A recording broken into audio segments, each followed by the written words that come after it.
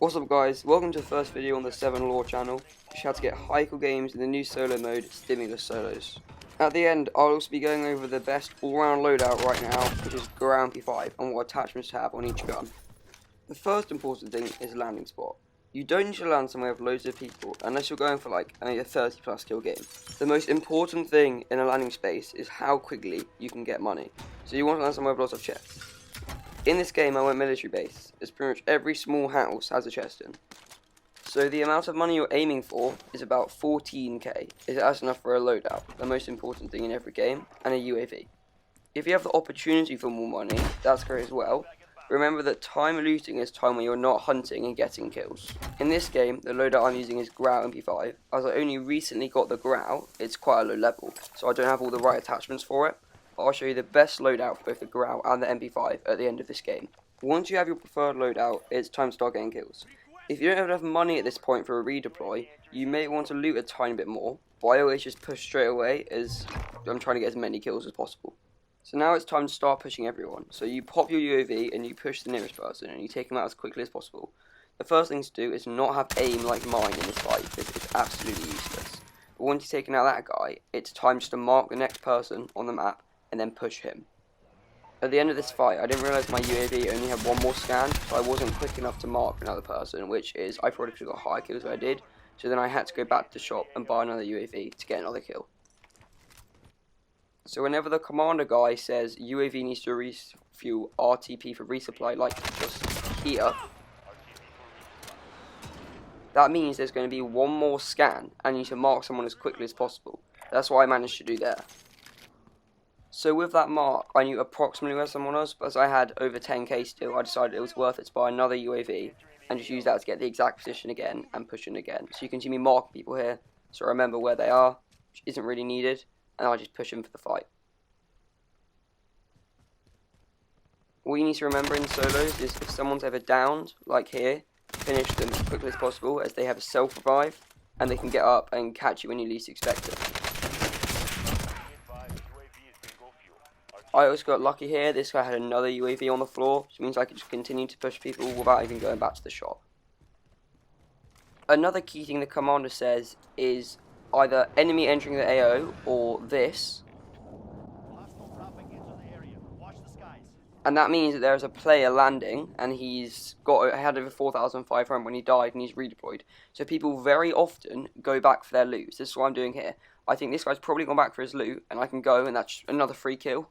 He won't be very ready for another fight. He might not even have his guns back yet. And you're just starting to stack up those kills really easily. So if, like in this instance here, you pop the UAV, but no one shows up, okay? Just remember there could still be someone in your area. They just have the ghost perk. But what you want to do is if you pop your UAV and there's no one there, you want to get in a car, or if there's no car, just run in just straight in a direction, okay?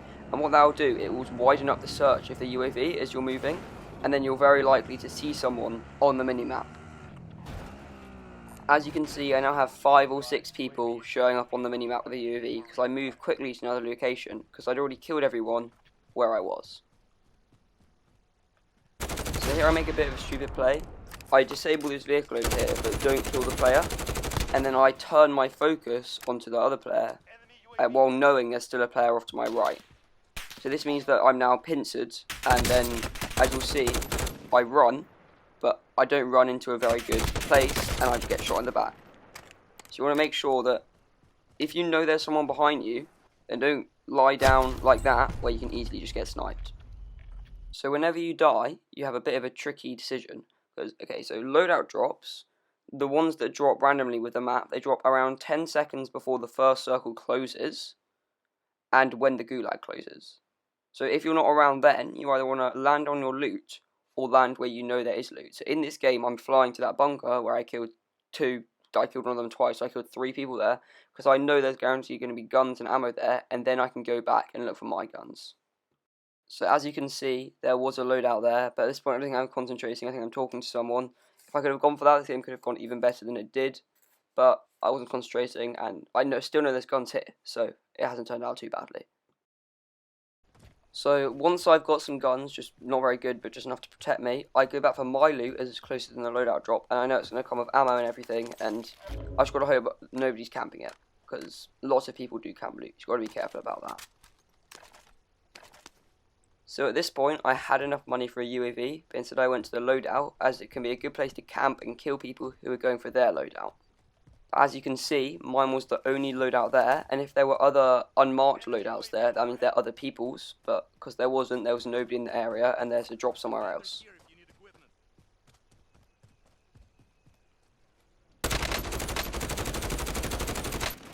So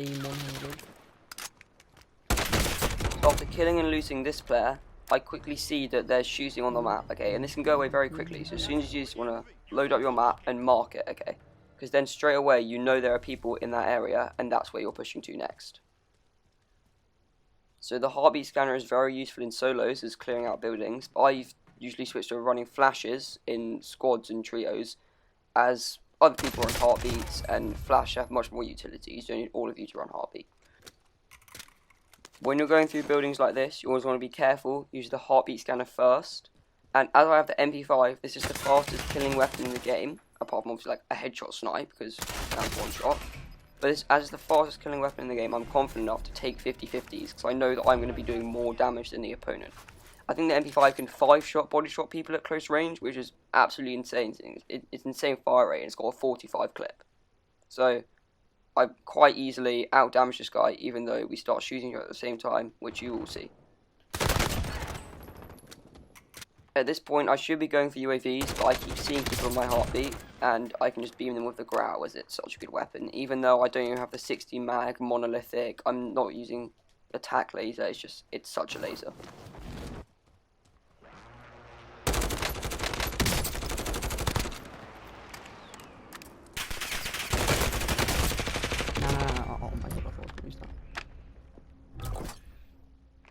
So at this point of the game, I have 27,000, which means I can just buy so many UAVs and keep cycling them. But first, I see this guy on heartbeat, and it's quite an easy beam. I see that he's down, so I need to push him quickly before he gets the res off, which I think he actually does. But then I quickly kill him again straight away.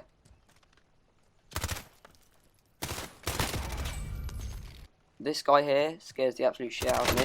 With the MP5, I can just out-damage people all the time, and then I quickly plate up, and I'm back into the fight again. So again, I pop the UAV and I just push someone pretty much straight away because I know exactly where they are.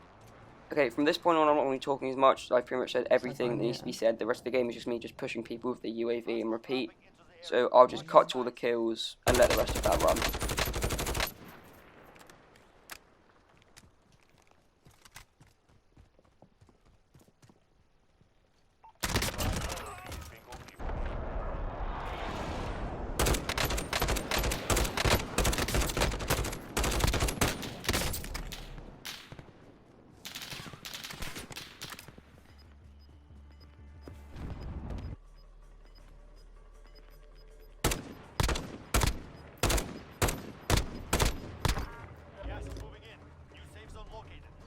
Kill confirmed, nice. SUV. No! Don't see me.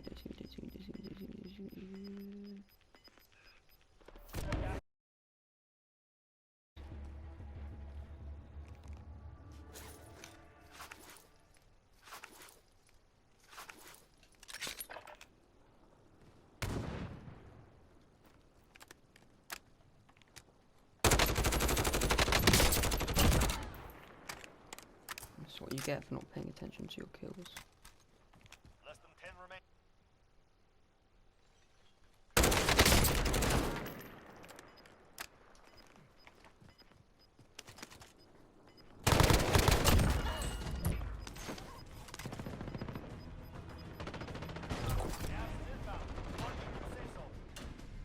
This is your last chance.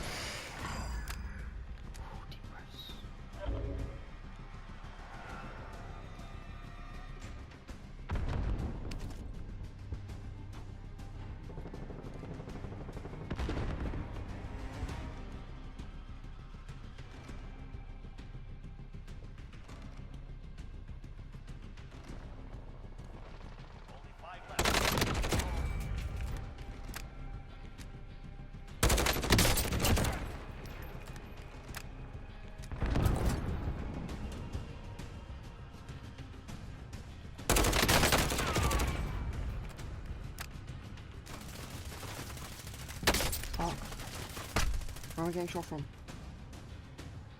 What the fuck? Where is he? No, stop! Stop! Yes!